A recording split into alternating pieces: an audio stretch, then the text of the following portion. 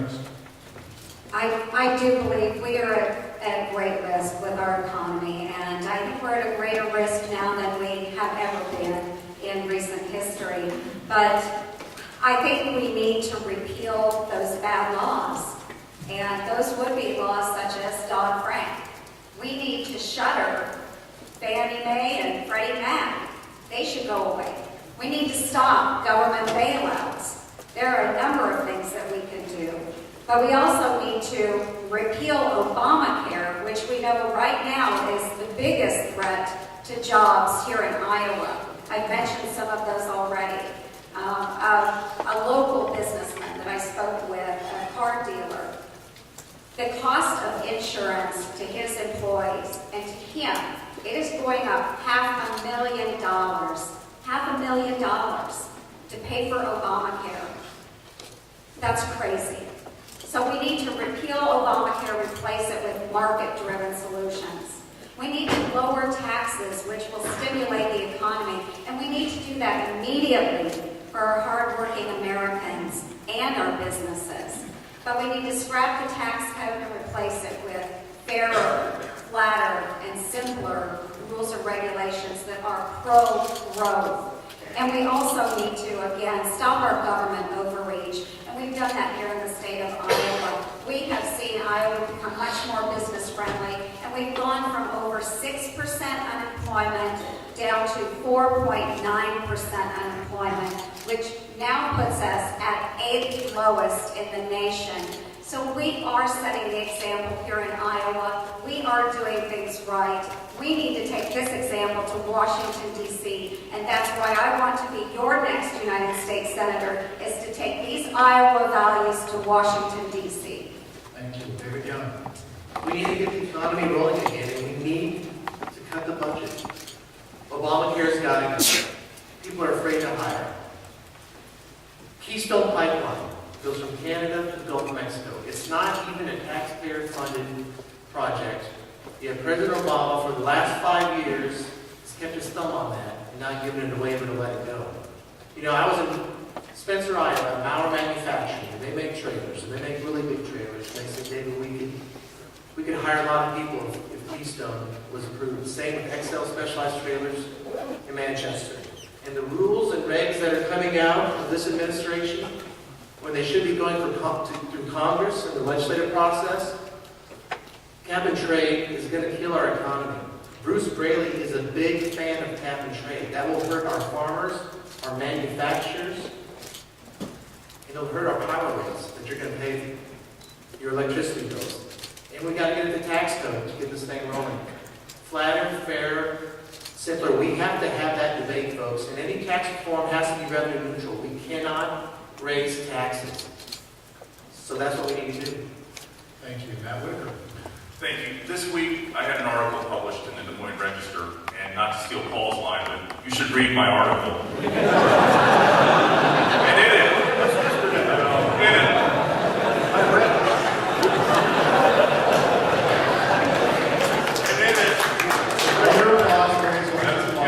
And in it, I point out that recently we've had over 200 regulations, each costing $100 million each, come down from the federal government.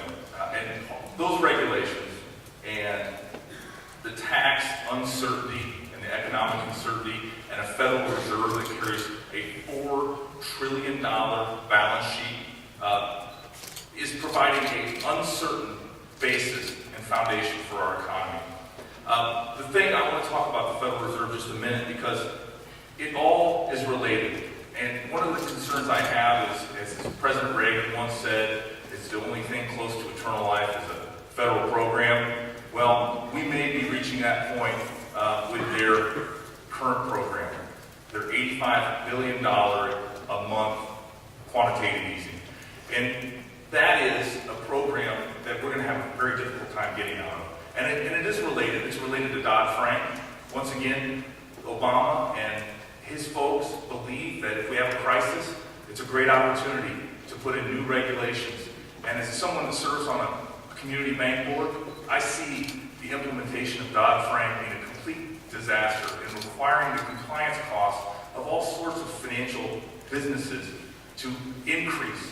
and to put extreme pressure on how are they going to comply with all these rules and regulations coming out of Washington, D.C. And so, as the small business owner here on the stage, and as someone that is in this economy, we have to fix these problems, and we have to fix them sooner rather than later, or we're going to be in for more trouble, not less. Thank you, Scott Shady. Thank you. Yes, we have to be very, very careful with our finances right now. Everything from our national debt to the amount of money that we're spending. That means quantitative easing. Before 2009, I believe, we had $600 to $700 billion in the Federal Reserve. Now that's up to $2 trillion. When we started quantitative easing, we started at $20 billion a month, and now they're up to $85 billion. Now they're up to $85 billion a month. Most of that's mortgage-backed securities, something that we hadn't used before. To end this, to get us out of this, we're going to need unemployment under 6.5%. We're going to need to have a GDP, our gross domestic product going up by 5% per year. So how are we going to do that? We're going to have a candidate, we're going to have somebody in the Senate that's looking at ways to end some of our job ending bills. And we're going to have somebody that's out there actually looking for the small business person to make it viable for somebody and not intimidating for somebody to open up a business and employ somebody. Right now, unemployment, we're still at almost record high unemployment, and we need to get that down. So we need to have jobs out there so that way we can end the quantitative easing cycle that we're in right now and give us a more stable financial market. Thank you, Scott. Sam Flores. I think one of the things that bothers me the most about this question is the fact that we have so many solutions available, and we have no leadership in the Senate or the House or the White House to do this. Let me click off a menu of things that might be done. Repeal the Affordable Care Act, repeal Dodd-Frank, impose fiscal policy that includes, first off, let's introduce a budget, and then, after we prepare that budget, then there's free spending. Let's have tax reform. What about monetary policy?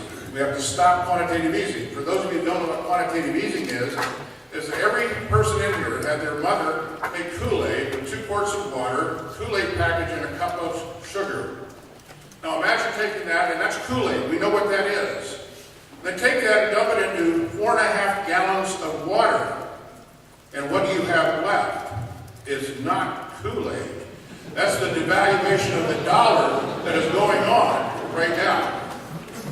The balanced budget amendment, even if we propose pause, we'll do that. Energy independence. Energy independence, imagine the amount of revenue and taxes that we would be able to take in by broadening the base, by making the United States energy independent.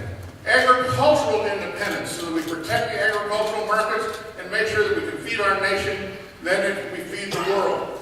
Regulatory moratoriums to change that, because every time a regulation is passed, it steals your liberty and imposes a cost on your pocketbook. Education reform. Do you realize that by every person we graduate from high school, we save ourselves tens of millions of dollars in social costs down the road? Stop having bad babies out of wedlock. That's another way we can save some money. Just a thought. And let's get immigration reform that really works so that we can take away those social costs that are there. These are all things that can be done, and I am shocked that no one in Washington can come up with the same list that a guy from Western Iowa can. Thank you, Sam. Candidates?